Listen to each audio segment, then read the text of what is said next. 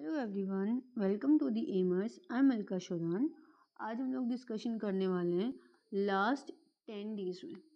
Last 10 days में हमारी maths की क्या स्ट्रेटेजी होनी चाहिए। ठीक है, देखो मैथ्स आपके लिए ना नेसेसरी होना और स्ट्रोंग होना बहुत ज़रूरी है। अब वो जो बच्चे अभी आफ्टर 10 के बाद मैथ्स को लीव करने वाले हैं और जो बच्चे मैथ्स को लेने वाले हैं, उन दोनों के लिए मैं कहती हूँ कि 10th तक का मैथ्स जो है वो तो आपको अच्छे से आना ही चाहिए। ठीक है ना, 10th तक का मैथ्स मस्ट है अच्छे तरीके से आना। ठीक है ना। अब देखो इसमें करना क्या है। अब आप पहले से प्लान करके बैठे हो कि मुझे तो क्या करना है, मुझे पीसीबी लेनी है, मेरे को मैथ्स का क्या ज़रूरत है, बस पासिंग मार्क्स स्कोर कर लूँगी। नहीं, ऐसा नहीं होना चाहिए। आपको एक टाइम तक 10th तक का मैथ्स आपका बहुत स्ट्रॉन्ग और अच्छा होना चाहिए। अब देखो आपको करना क्या है। सबसे पहले आपकी एनसीईआरटी जो है, अभी आपकी एनसीईआरटी टिप्स पे होनी चाहिए। बिल्कुल ऐसी होनी चाहिए एनसीईआरटी में, रात को आपसे किसी भी टाइम उठा के कुछ भी पूछ लें, आपको टिप्स पे आना चाहिए। और ये चीज़ आपको वेरी वेल नोन हो कि मतलब जो पेपर आने वाला है ना, उसका बेस जो है वो एनसीईआरटी ही होने वाला है और एनसीईआरटी से बाहर कुछ नहीं आएगा। और एनसीईआरटी की everything whether they are sample papers, ठीक है, एग्जाम्पल्स, एनसीईआरटी के एग्जाम्पल्स और एनसीईआरटी की थ्योरी। थ्योरी कौन से वाली, जो आप लोग थ्योरी कौन से वाली होती है, जैसे आप एक्सरसाइज स्टार्ट करते हो ना, जैसे चैप्टर ओपन किया, चैप्टर ओपन करते एक्सरसाइज 7.1 स्टार्ट कर दी। ये एक्सरसाइज से पहले जो थ्योरी होती है ना, ये थ्योरी आपको अच्छे से आनी चाहिए। वेरी प्रॉपर, मतलब कि उसका टिप्स पे एक एक चीज़ हाईलाइट कर लो, उसको रिपीटिवली कर लो। लास्ट एज के अंदर सिर्फ एनसीईआरटी ही करनी है, एनसीईआरटी को रिपीटिवली करो। ये नहीं कि एनसीईआरटी को छोड़ दो या फिर कुछ और स्टार्ट कर लो। ठीक है। और नेक्स्ट जो है, लास्ट 5 ईयर के जो सैम्पल पेपर्स हैं ना, लास्ट 5 ईयर के जो सैम्पल पेपर्स हैं, ये तुम्हारे लिए, तुम्हारे लिए रामबाण, जो कुछ भी तुम बोलो ना, इनको बोल सकते हो। ये 5 ईयर के जो सैम्पल पेपर्स हैं वो तुम्हें अच्छे से आने चाहिए। रिपीटिवली करो इनको, रिपीटिवली। मैं ये नहीं कहती कि एक सैम्पल पेपर कर लिया उसके बाद फिर नहीं किया। एक सैम्पल पेपर जो तुमने किया है ना, उसको मैनी टाइम्स करो, 3 to 4 टाइम्स उसी एक ही सैम्पल पेपर को करो।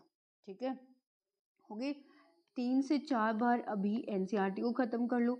और मतलब कि तुम अब अभी एक चीज़ मैं तुम्हें फैक्ट बताती हूँ, जब तुम 4 दिन का लेके चलोगे ना, जब तुम अपना टाइम टेबल ऐसे बोलोगे कि मुझे 4 बार एनसीईआरटी इन 10 दिन में ख़त्म करनी है, तब जाके आप 2 टाइम कर पाओगे। ठीक है ना। और one thing more, daily targets. मैं आपको हर वीडियो में बोल रही हूँ कि डेली टारगेट को स्किप करना ही नहीं है। अगर आप मैथ्स में भी और अदर सब्जेक्ट में भी, मतलब ओवरऑल अगर आपकी 10th की परसेंटेज आपको 95% से अबव चाहिए, देन मैं आपको एक चीज़ ज़रूर बोलूँगी, बीइंग कंसिस्टेंट एंड अपने टारगेट्स डेली बनाओ। थ्योरी की बात कर ली, लास्ट 5 ईयर। उसके बाद पेपर अटेम्प्ट करने का तरीका। देखो पेपर अटेम्प्ट करने का एक तरीका होता है, और मैं आपको ये बोलूँगी कि आपको डिस्क्रिप्शन बॉक्स के अंदर टॉपर्स की आंसर शीट अटैच मिल जाएगी, आप वहाँ से टॉपर्स की आंसर शीट देख सकते हो। ठीक है ना। और अभी पेपर को अटेम्प्ट कैसे करना है, सबसे पहले क्वेश्चन नंबर डालोगे।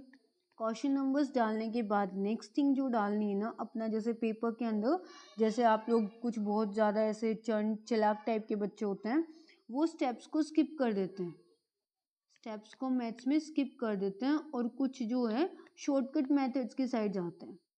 वो शॉर्टकट मेथड्स की साइड नहीं जाना। पेपर में, बोर्ड्स में तुम्हें जो एग्ज़ाम्स में, बोर्ड के एग्ज़ाम्स में जो तुम्हें मार्क्स मिलेंगे ना, वो तुम अपनी शीट को कैसे रिप्रेजेंट करते हो, उसके मार्क्स मिलेंगे तुम्हें। और वो शीट को रिप्रेजेंटेशन तुम्हारी बहुत अच्छी होनी चाहिए, whether it is your maths, science, English and SST. Okay. अब आंसर शीट कैसे करोगे, जो भी आपके डायग्राम्स हैं, डायग्राम को पेंसिल से बनाओ, डायग्राम को पेंसिल से बनाओ। और जैसे जो भी आंसर आता है उस आंसर को, जैसे जो भी आपने क्वेश्चन सोल्व किया उस आंसर आता है, उस आंसर को ऐसे बॉक्स में बंद करो। और मैं बोलूँगी टॉपर्स की आंसर शीट देखो। ठीक है, मैं नीचे डिस्क्रिप्शन बॉक्स में लगा दूँगी। उसके बाद सैम्पल पेपर्स, एटलीस्ट 5 से 6 सैम्पल पेपर तुम्हें सोल्व करने हैं। और ये सैम्पल पेपर्स तुम कैसे सोल्व करोगे, ये सैम्पल पेपर तुम ऐसे सोल्व करोगे जैसे तुम्हारे पास तुम बोर्ड एग्जाम्स में बैठे हो। मैं हर वीडियो में बता रही हूँ आपको, सैम्पल पेपर्स कोई भी सब्जेक्ट है, whether it is science, maths, SST, English, every subject के लिए सैम्पल पेपर्स बहुत मस्ट हैं। सैम्पल पेपर चाहिए ही चाहिए आप लोगों को, ठीक है ना।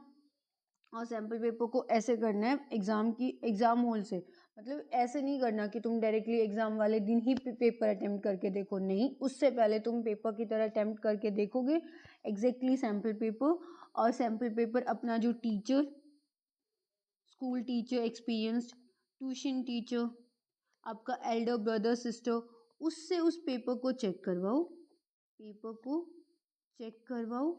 और पेपर को चेक करवाने के बाद अपनी जो भी मिस्टेक्स हैं उस पेपर के अंदर, वो मिस्टेक्स को फाइंड आउट करो और उन मिस्टेक्स पे काम करो, उन मिस्टेक्स पे काम करो अपने एग्ज़ाम के अंदर well prepare 80 out of 80 score करने के लिए। देखो, ऐसे कुछ भी यहाँ पे फ्री में नहीं मिलता होता, ये चीज़ अपने क्लियरली माइंड में सेट कर लो। Nothing is free in this world, everything you have to earn it. हर चीज़ को आपको कमाना होगा, फ्री में कुछ नहीं मिलता यहाँ। तो आपको अगर बोर्ड्स में 80 आउट ऑफ 80 मार्क्स स्कोर करनी है, देन उसके लिए मेहनत और एफर्ट्स भी लगाने होंगे। और अभी लास्ट डेज हैं आपके पास, अब तुम 12 घंटे भी तुम्हारे पास कम हो जाएंगे। और अवॉइड डिस्ट्रैक्शंस पूरी तरीके से ख़त्म कर दो, आस पास ही नहीं होनी चाहिए। उसके बाद फॉर्मूला टिप्स, फॉर्मूलाज जो हैं वो तुम्हारे टिप्स पे होने चाहिए। तुमसे हेमिस्फीयर का फॉर्मूला क्या है, ठीक है, वॉल्यूम का फॉर्मूला क्या है, volume of hemisphere, volume of sphere, जितने भी फॉर्मूलाज हैं वो तुम्हारे टिप्स पे होने चाहिए। कभी भी जैसे तुम्हारे फ्रेंड्स के नेम वगैरह हैं, इस तरीके से तुम्हारे फॉर्मूलाज टिप्स पे होने चाहिए, तब जाके 80 आउट ऑफ 80% स्कोर कर पाओगे, ठीक है ना। And like, share and subscribe this channel is very helpful for you. आने वाले टाइम में आप लोगों के लिए बहुत हेल्पफुल होने वाला है, सो सपोर्ट दिस चैनल।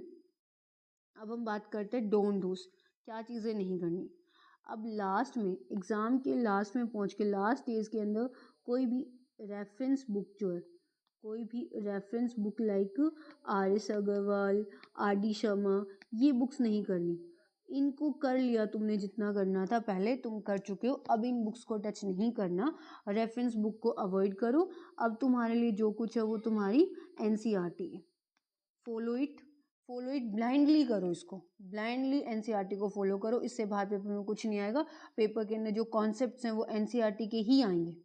इसके बाद मैं कुछ बोलूँगी आपको, जो अभी इन दिनों में जो लास्ट के तुम्हारे, जैसे तुम्हें पता है कि तुम्हें इंग्लिश की प्रिपरेशन भी करनी है, और इंग्लिश के जस्ट बाद तुम्हारा साइंस का एग्ज़ाम लगा हुआ है, ऐसे प्रिपरेशन करनी है।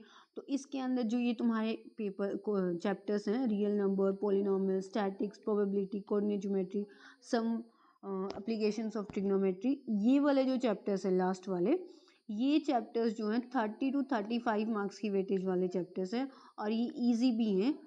लास्ट डेज में भी ईजिली आपके जो हो सकते हैं रिवाइज हो सकते हैं, मल्टीपल टाइम्स इनको रिवाइज करो, ठीक है। 30 से 35 मार्क्स तुम्हारे कहीं नहीं गए। जो बच्चे पढ़ाई में ज़्यादा अच्छे, इंटेलिजेंट नहीं है, उनके लिए भी ये जो चैप्टर्स हैं ये काफ़ी यूज़फुल रहेंगे, ठीक है। आई होप आप लोगों को स्ट्रैटेजी पसंद आई होगी। पसंद आई then like, share and subscribe and please follow it. अगर आपको आपके एग्जाम्स में अच्छा स्कोर करना है 80 out of 80, then please follow it. Thank you and have a nice day and all the best for your preparation.